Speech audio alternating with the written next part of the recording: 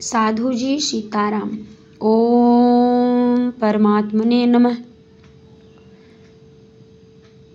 मनोजवं मारुततुल्यवेगं जितेन्द्रियां बुद्धिमतां वरिष्ठं वातात्मजं वानरयूथमुख्यं श्रीरामदूतं शरणं प्रपद्ये।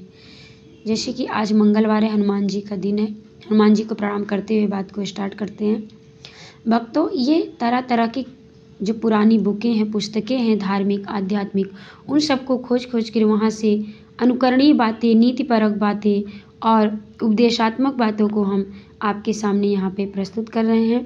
तो ऐसी बहुत सी बुकें हैं जो पहले की बुक थी और हमारे आज के जीवन में बहुत ही उपयोगी हैं, लेकिन उसको ना हम पढ़ते हैं, ना समझते हैं और मनमानी बातें, मनगढ़ंत बातें चलाते हैं और सुनते हैं। तो शास्त्रों पर आधारित आध्यात्मिक बातें, आध्यात्मिक पुस्तकों को हमको पढ़ना चाहिए। अगर हमारे पास समय नहीं है तो इसके लिए हम यूट्यूब पर कुछ बातें आपको ऐसी खोज के जो आपके लिए अनुकरणीय हो हम लाते रहेंगे। ये रही यहाँ पे कुछ अनुकरणीय बातें। एक पुस्तक हमको बहुत पुरानी मिली है और इसमें कुछ बातें हमको बहुत विशेष अच्छी लगी, तो आप लोग पढ़िए और अपने जीवन में उतारिए। देखिए, इसमें लिखा गया है कि कुछ सूक्तिपरक बातें हैं, कुछ थॉट्स हैं, पुराने विचार हैं जो आज के युग में बहुत ही उपयोगी हैं।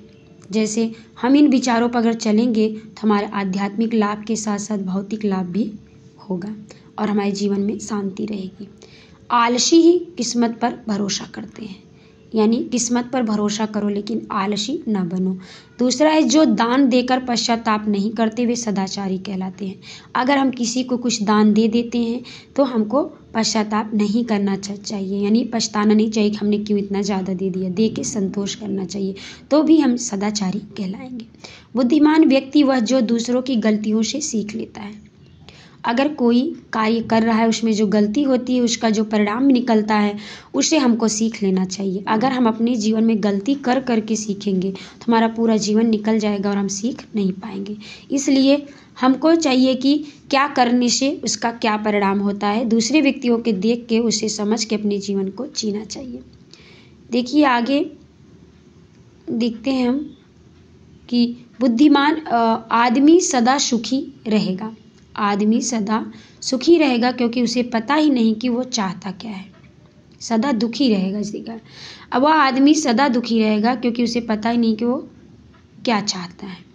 ये कुछ समझ में नहीं आ रहा कि अगर व्यक्ति क्या चाहता है उसको खुद नहीं पता रहता तो वो दुखी रहता है। नीचे की देखती है कि गुस्साए आदमी के आगे शांत रहकर हम उसे मायूस कर देते हैं। अगर कोई गुस्से में बहुत ज़्यादा है तो हमें शांत हो जाना चाहिए, तो आदमी कहाँ से गुस्सा करेगा। इसलिए हमको क्रोध में हुए व्यक्तियों को जवाब सवाल नहीं करना चाहिए। जैसे कोई व्यक्ति मदिरा पी लेता है तो हम उसको जवाब सवाल करते हैं नहीं, तो बाद में हम पछताते हैं क्योंकि ये तो नशे में है। ऐसे ही जब नशा क्रोध का भी होता है, जब व्यक्ति क्रोध में ज़्यादा हो जाए सामने वाला तो उस समय कुछ बोलना नहीं चाहिए, क्योंकि क्रोध जो है बुद्धि को भ्रष्ट कर देती है और व्यक्ति जो कभी नहीं बोलता वो क्रोध में बोल देता है। नीचे और हम देखते हैं कि धैर्यवान होने का अभ्यास कीजिए, क्योंकि धन दौलत हमेशा रहने वाली चीज़ नहीं है। यहाँ पे दिया गया है, नीचे देखेंगे, हमको धैर्यशाली होना चाहिए। ये तो सीधी बात है, समझ में आ रहा है। एक सच्ची सफलता में अपमान नहीं है बल्कि अपमान होता है असफल होने के डर में। कब होता है? असफल होने के डर में होता है। नीचे देखते हैं कि आसान होने से पहले सभी चीज़ें मुश्किल होती हैं। कोई भी चीज़ ले लो, चाहे वो कार्य हो, चाहे वो कोई पढ़ाई हो, कोई सब्जेक्ट हो, आसान होने से पहले सभी चीज़ें क्या होती हैं? मुश्किल होती हैं। यहाँ पर देखिए, यहाँ पे दिया गया है, ये रहा, आसान होने से पहले सभी चीज़ें मुश्किल होती हैं, यानी जिस चीज़ को हम नहीं करते वही मुश्किल हो जाती है, करने से चीज़ें सरल हो जाती हैं। अगर आप शांति चाहते हैं तो आपके युद्ध के लिए तैयारी करनी चाहिए। अगर आप शांति चाहते हैं तो ये गीता में कहा गया है, अर्जुन को कृष्ण ने कहा था।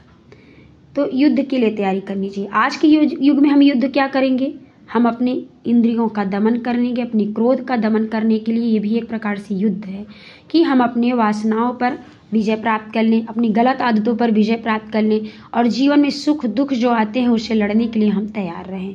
तो यही जो संघर्ष आते हैं उनसे हम तैयार रहें, जो हमारी विपरीत परिस्थितियां आती हैं उनसे हम युद्ध करके सम बने रहें, अपने आप को संतुलन बनाए रखें। आज का युद्ध ये है। तो अगर आप शांति चाहते हैं तो इस युद्ध के लिए तैयार रहो। कथनी और करनी में अक्सर बढ़िया जूतों की एक जोड़ी घिस जाती है। ये पुरानी कहावत है कि जो कहा जाता है वही करने में अक्सर लोगों को बड़ी तकलीफ होती है। गलतियों तो सभी करते हैं, सिर्फ मूर्ख ही उन्हें दोहराते हैं। देखो, एक बार अगर हम गलती करते हैं तो अगर बार बार वही गलती करेंगे तो मूर्ख कहलाएंगे। इसलिए एक बार गलती हो जाए तो दोबारा ऐसी गलती नहीं करना चाहिए। जो झिझकता है वह हारता है, यानी सही बात करने में हमको कभी झिझक नहीं करनी चाहिए। जो सही है, सत्य है और सबके हितकारी है, वो बात बोलने में हमको झिझक यानी डर या संकोच नहीं करना चाहिए। अपनी जिंदगी में लोगों का जमघट लगा लेने से ही संपन्नता नहीं मिलती।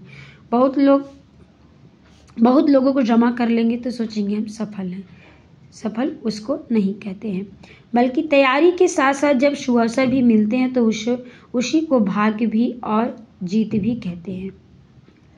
अच्छे अवसर मिलते हैं। लंबी दौड़ का धावक छोटी दौड़ नहीं लगा सकता। जिम्मेदारी स्वीकारने का मतलब है चुनौती स्वीकार करना। बहुत लोग अपनी जिम्मेदारियों से भाग जाते हैं। जीवन में जो जिम्मेदारी मिले उसको हमको निभाना चाहिए। अगर आप अपना महत्व जानते हैं तो कोई भी आपको बेइज्जत नहीं कर सकता। आप अपने अंदर अपनी खूबियों को खुद प्रशंसित कीजिए और खुद प्राउड हो जाइए। कभी कभी हम दीनहीन बन जाते हैं, अपने अंदर की अच्छाइयों को नहीं जान पाते, इससे लोग हमारा फायदा उठाते हैं। तो हर व्यक्ति पूर्ण है, हर व्यक्ति के अंदर अच्छाई होता है। अपनी अच्छाइयों को जानिए और उसको उजागर कीजिए। अच्छे और बुरे से दोनों से मिलकर व्यक्ति का निर्माण होता है, लेकिन अगर हम अपनी अच्छाइयों को प्रतिपल अभ्यास करके उसको सामने रखेंगे तो हमारी बुराइयां एक दिन दब जाएंगी। अगर हम अपनी बुराइयों को बढ़ावा खुद देते जाएंगे तो हम एक बुरे इंसान हो जाएंगे, लेकिन अगर हम अपनी अच्छाइयों को बढ़ावा देते देते एक दिन हम बहुत सफल और अच्छे और सज्जन इंसान बन जाएंगे। तो ये रही कुछ बातें। पुरानी पुस्तक है, इसमें श्रुतिपरक बातें हैं, इसमें कुछ अनुकरणीय बातें हैं जो आप अपने जीवन में उतार कर अपने जीवन को सफल बना सकते हैं। सीताराम। ओम परमात्मने नमः।